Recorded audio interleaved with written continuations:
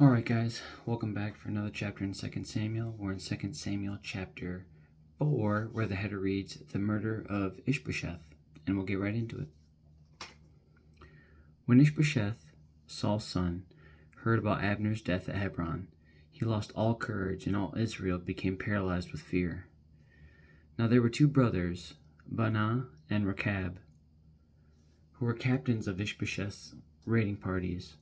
They were sons of Rimmon, a member of the tribe of Benjamin who lived in Beeroth.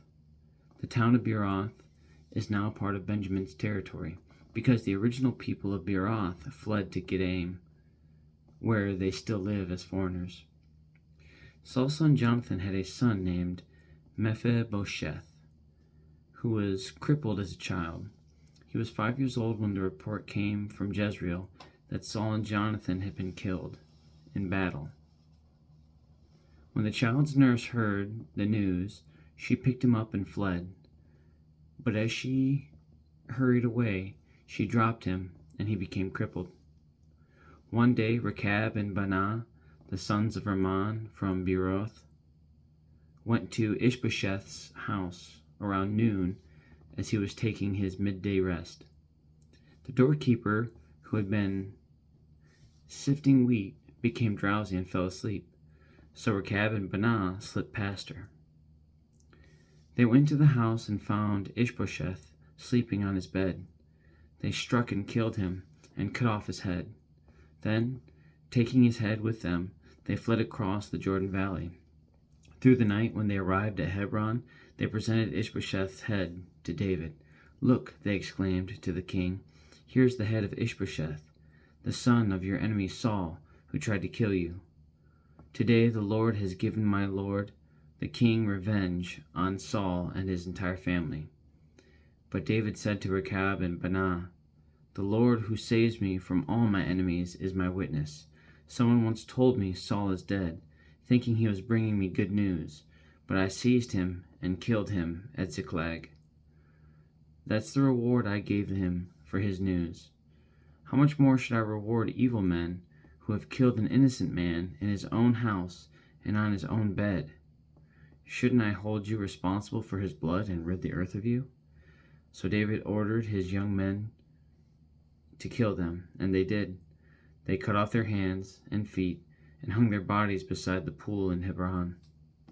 Then they took Ishbosheth's head and buried it in Abner's tomb in Hebron. And that is the end of chapter 4, guys. That is, it's a brutal ending. The passage is short but sweet. Only 12 verses. And really,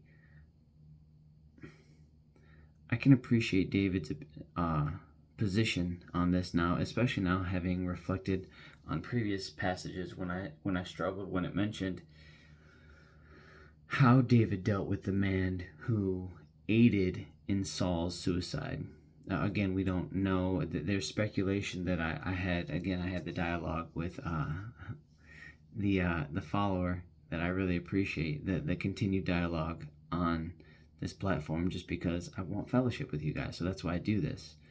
But what I really appreciate is David's understanding that people have a desire to please those in power, especially when they're able to take advantage of those weaker than them to gain advantage.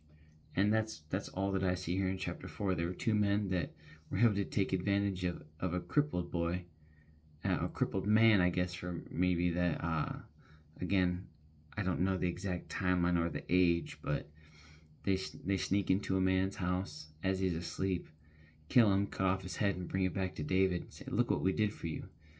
Say, not only were you not ordered to go do that, but have you not seen how I didn't pursue my enemies even when they were trying to kill me? I let God take care of that, unless I'm told to act. And so it can also be another frustrating point. It is so difficult sometimes to fight against the flesh, to follow Christ's example and God's example. And when we're doing our best to be good examples and we still see people do evil and they say that they're trying to do it in our name or support us or do this or that. How frustrating that must be. Say, guys, I'm killing myself every day to try to be a good example. And you take these actions and you try to take them in my name? Say, absolutely not.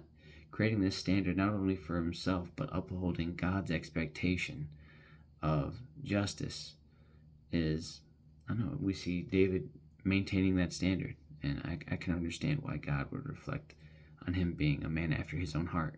So, with that being said, have a good night. God bless. I love you. Jesus loves you. And I'll be back for chapter 5 of 2 Samuel, where the header reads, David becomes king over Israel.